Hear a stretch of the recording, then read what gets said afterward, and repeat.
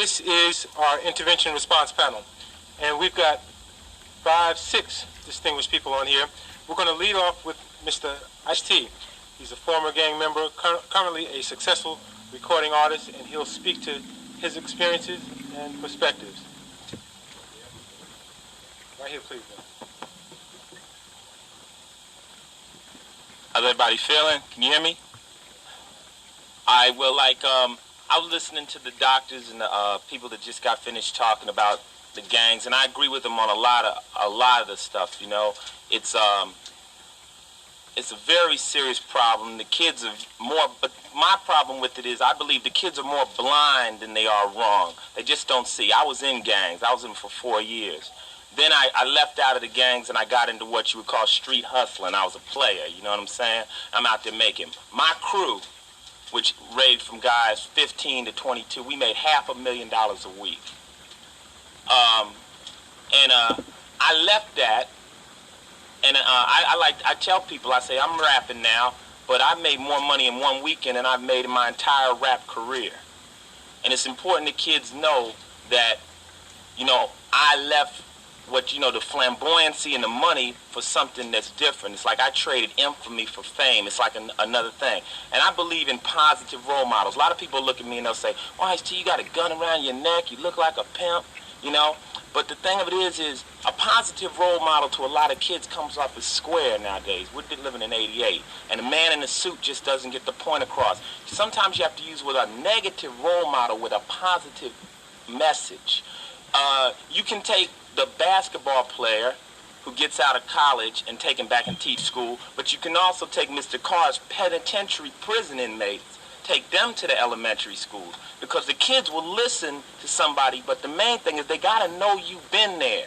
They don't listen to nobody if they don't know you've been there. And like in my records, I talk a lot of violence, I talk about sex, I talk about drugs, but I do it for realism. People say, well, Ice-T, well, why would you have all this violence in your records? I mean, I've walked across a skating rink parking lot, right? And I heard one click. I heard a gun go, bang. Me and my homeboy looked around. I heard a second bang. Bang! His head just blew up, right? Brains on, you know? I live that. I seen girls get beat down in the goddamn street, like I said in my records. And parents say, man, that's just violence. But I'm grabbing these kids with reality, and what they say is, Ice knows what time it is. Let me listen to him. Then I tag them with the real fact that you're going to be in trouble, you're going to be hurt, I've been shot, and I've been through all this. And rap, fortunately, is getting these kids. Right now, rap music is the music to the kids. All the gang members listen to it. Every kid out there listens to rap. When I was growing up, I listened to Parliament. You know what I'm saying?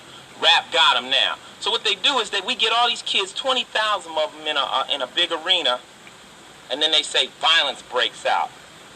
The main thing is we got them in that arena. We got all these kids. You name something else, you can get 20,000 gang members in street hard rocks in a room. Period. You can't do it. Nobody can do it. They ain't coming to see no basketball games, no athletes, nothing. They're listening to rappers right now. So then the parents will say, why don't you give a positive message? But you got to understand, it's got to be done with code. It's got to be tricky. It's got to be slick. Because as soon as I say, don't do it, don't do it, don't do it, I'm you. See? I'm the parent. See, so it's got to be like, well, I'm living, I'm having it. Oh, whoop, what happened? Whoop, I got a bullet in my head. And they're like, oh, wow. You know? And it's a very tricky technique. The street gang situation in Los Angeles is real crazy. I made the record Colors. A lot of people, why are you making that? That's promoting gangs. That's pushing them. You know, it sounds like a pro-gang record if you really listen to it. But I wrote it from the perspective of a gang member. I wrote it from the way they think. And you got to understand, anybody that'll go out and kill like that, they got to believe deep down in their mind what they're doing is right. It's a bent mentality, but they believe there's some justice behind it. They're killing their friend. And there's admirable quality in gang membership. You got 2 brothers or 5 brothers that will kill because somebody killed their friend. That's something. It's not good, but it's something. You see what I'm saying? I mean, when I was in a gang, somebody would call up and say, Ice, Nate just got took out. I'd go on automatic pilot. Couldn't talk. Where they at? You know what I'm saying? I lost that. I mean, now I think about different things. I think about life. I think about my girl. I think about living, you know? But at the time I was like that, jail wasn't no different than home. You know? When you hear a kid say, I don't care if I go to penitentiary, man, it ain't nothing. What's he saying about home? It's just like there's no big difference. If home was good, believe me, he wouldn't want to go to the pen. If he's been once, he can add it up. You know what I'm saying?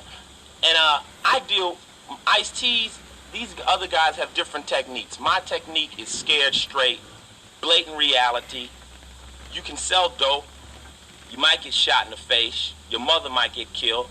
Your parents, anybody, your friends could get killed. You might get rich, but the odds are against it. If you don't tell them that they might get rich, they say, you're lying, because my man down the street got a Benz. What you talking about? How you going to tell them? But you got to tell them the full picture, because kids have scanners in their heads, and they listen. And as soon as you tell them one thing that they think's a lie, they shut off. You a sucker, get out of here. They don't want to hear you. And people will not tell these kids the truth. The truth is, you got big buildings in Washington, D.C., 10% of them people in them buildings are criminals, crooks, getting away with everything. Well, he says 90%. Now, this is an older man than I am, so I have to respect his opinion. 90% of the people in there are criminals. That's from experience. So crime, and this, you know, what we have here is a capitalistic society, which you say money governs. If you got money, you running it. So you train the kids to believe who got the money, the guy with the gold makes the rules. We've shown them, and in order for this society to work, you have to have 3 different classes. You got to have poor, middle class, and rich, right? So what you do is you say, we got to have this. But in order for a capitalistic society to work, you got to have crime, which keeps the cops employed. A war makes money for the economy. If we go to war, we'll flourish. If we just have good crime, we flourish. Money, they sell fear to us. You got to put an alarm on your car. You got to get these burglar bars. And it's a whole big game. And the bottom line is, gangs were allowed to grow in the cities. They allowed it. And when I grew up, I'm not trying to get too long, but when I was growing up, it was known in my neighborhood. I could kill another brother. I could steal anything I want. Just don't kill nobody white and don't kill no cop. And you'll live. No problem. They're going to say it's a gang murder. Let them go. Okay? So you allow crime to just grow in the ghettos. Right? It just grows and grows. It's legal. We can do it. 20 years, all right? And it gets real thick. Then what happens? They made a mistake. Cocaine got in the black neighborhood. They forgot that now there's money there. Now these kids, what they could have stopped 10 years ago in L.A. when they were just killing for colors. Now they're killing for money. So now you say stop them overnight. A white lady got killed in Westwood. They told me there was 70,000 gang members joined up that night. All of a sudden they said there's 70,000 gang members in L.A.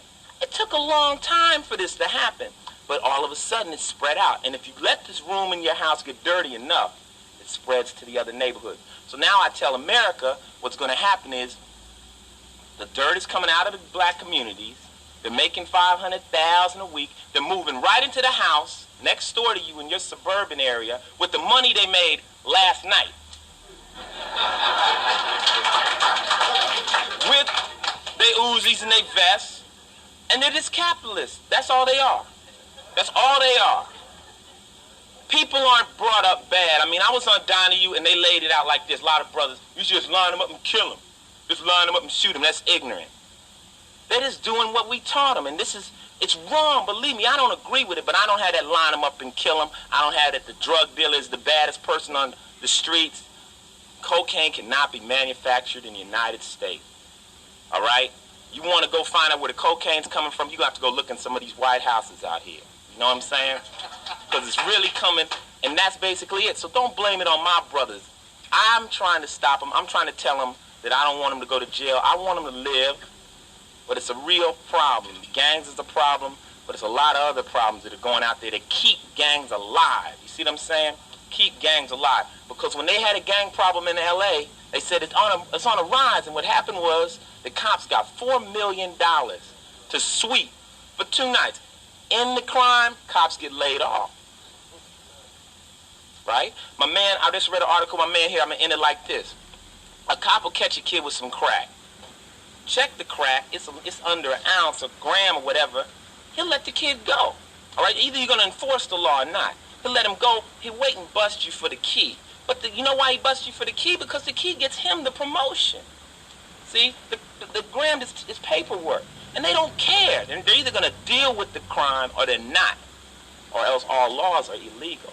You can't take my man to jail for an ounce and then smoke a joint in the police car on the way back to the station. Kids know what's going on. You know, and I tell them what's going on, and I think y'all know what's going on. Why everybody acting like they don't? I'm out of here.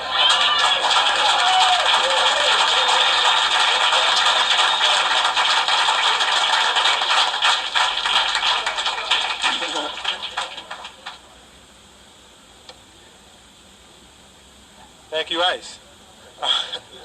Next up, we have Mr. Fred Parker. He's representing Tabernacle Faith Baptist Church in Los Angeles. He's representing Reverend Charles Mims, the convener of the Drug Summit among rival gangs in L.A. Parker.